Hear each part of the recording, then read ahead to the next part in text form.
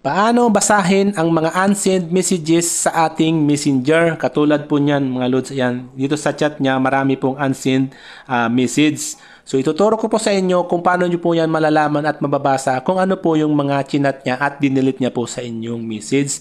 So dito mga lodis, hindi lang ito para sa messenger, pwede rin po ito sa WhatsApp, pwede rin po sa Imo at sa iba pong chat application or message application mga lodis. At hindi po tayo gagamit dito ng notification history kasi po yung ibang mga cellphone wala naman pong notification history. So dito po gagamit po tayo ng application para po open natin or mabasa po natin yung mga unsend message na yan sa ating mga chat or sa ating mga messenger mga lods. Okay? So ganito lang po ang gagawin nyo po mga lodis para po mabasa mo yung mga unsend messages na yan. Una po ang gagawin natin, pupunta po tayo sa ating mga Play Store ng ating cellphone or App Store. Kung saan po kayo nag-download ng mga application, pumunta po kayo doon. Open nyo po, ayan. Pagdating po dito, i-search nyo lang po dito, ayan, unsend. Click nyo po yan. And then, hanapin nyo po itong unsend no lasiin. Ayan po. Pwede nyo po yang i-download. Okay? I-click nyo lang po yan kasi po sa akin naka-download na yan. Ayan. Yan pong logo na yan. Ayan. And then, i-install nyo na lang po kasi sa akin naka-install na po. Ginagamit ko po yan. I-open lang po natin pag once po naka-install na kayo. So, dito po, i-kiss nyo lang po yan kung gusto nyo ng basic lang or free. And then, i-click lang po natin tong next. And then, next ulit. Next ulit.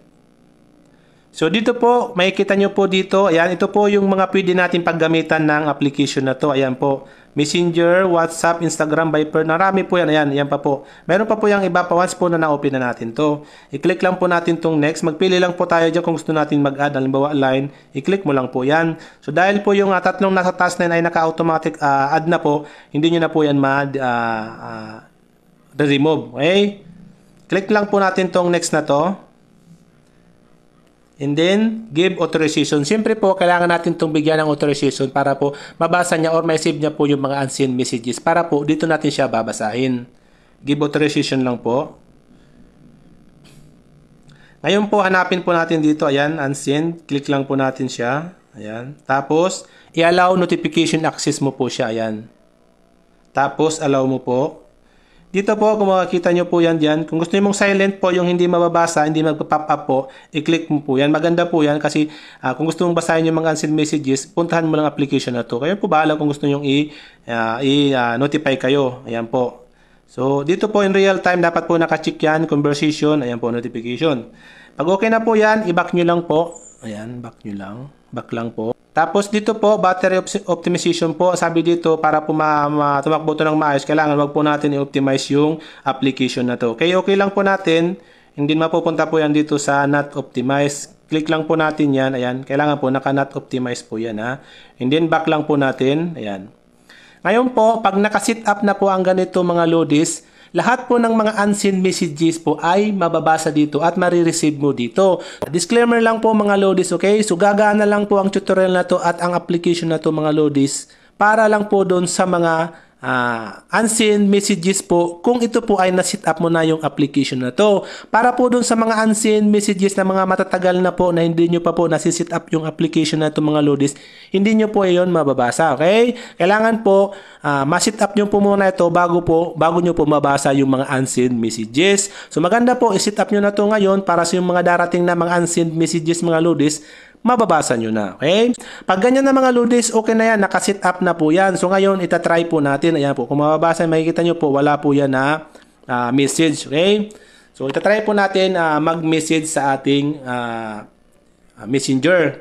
Halimbawa po ito mga lodis, ayan, yung kachat nyo. Siyempre mag-open siya ng messenger. Tapos isa-chat ka niya. Halimbawa ako ito, ayan. Yan tayo. Siyempre mag-chat siya ng hi, mga ganon. Bawa ganyan. So, halimbawa po ganyan po, ginawa niya po, in-unsend niya, ayan, tapos i-click niya itong, ayan, tapos remove, tapos unsend niya po, ayan po, ayan po. Siyempre, pag in-unsend niya po yan, hindi mo po siya mababasa, di ba? Ayan, ang marireceive mo na lang po dyan ay yung mga unsend na message, ayan po, ayan. So, halimbawa po ganyan, yung apat na yan po, ayan, unsend niya. So, tingnan natin sa ating messenger, ayan. So, siyempre po, pag binuksan ko yung messenger, tapos ito po, pag binupin ko po yan, ganito po ang lalabas niyan. Ayan, unseen messenger. So, dito, hindi natin siya dito mababasa mga lodi sa ating messenger. Mababasa po natin yung mga unseen message mga lods dun sa application. So, puntahan natin sa application. Ayan, ito po yung application niya, unseen. So pagdating po natin dito load sa ating unseen application, makikita agad natin yung chat dito. Lahat po ng chat dyan, WhatsApp man po yan, ano man pong chat yan, pwede kayong mamili yan. Ayan, makita nyo po, ayan. Kung may din sa Messenger, piliin nyo po yan. Messenger lang po gusto nyo. So ito po yung chat ni Tinay, ayan. Pag inopen po natin yan, makikita nyo po, ayan. Yan po yung mga chat niya na inansiin niya. So ito lang po ang natira sa pinakababa, di ba? Na double pa nga po. Ayan. So, yung mga unseen niya po, mababasa po natin. So, ganyan po ang gawin nyo mga lodis sa inyong mga cellphone at sa inyong mga kachat mga lodis. Kung mayroon po kayong lagi kayong nakaka-receive ng mga unseen messages at lagi kayong ina-unseen, iset up nyo po ito sa inyong mga cellphone mga lodis at mababasa nyo po kung ano man po ang inanseen niya dyan sa inyong messenger mga lods. Okay? So, sana po lods nakatulong. Kung may katanungan ka po, pwede pong i-comment sa comment section ng video na to lods at sasagutin po natin yan sa abot ng ating makakaya. Hanggang sa muli lods. Much love. God bless.